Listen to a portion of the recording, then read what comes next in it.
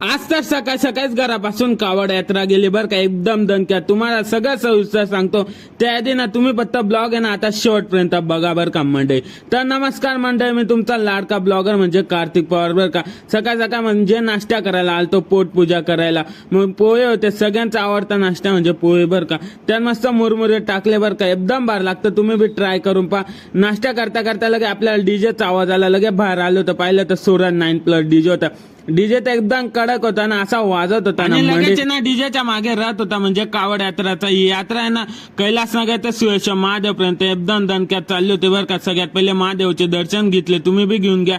ही यात्रा आहे ना दरवर्षी जाते म्हणजे श्रावण महिन्यात बरं का. यात्रा पाहून लगेच आपण आलतो म्हणजे सूत्रधारांकडं, आणि हीच जागा तिथे आम्ही ना कोणत्या बी गप्पा चावलतो म्हणजे एकदम फालतू बरं का. लगेच आपण मोबाईल घेतला म्हणजे आयफोन सारखा दिसणारा म्हणजे 15 प्रो मॅक्स बरं का, तुम्ही पाहू शकता.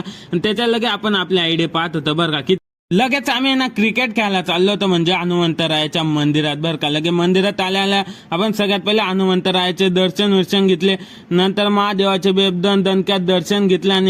आणि त्यात आहे ना ब्लॉगर कार्तिक पहिली टाइम वानखेडे स्टेडियमवर आला होता. मग काय 2 तासाची मॅच पाहून आता मी बी जातो घरी, तुम्ही बी जाता. आता ना आपल्याला फॉलो करून घ्या आणि आपले डेली ब्लॉग बी पाहत राहा बरं का मंडळी.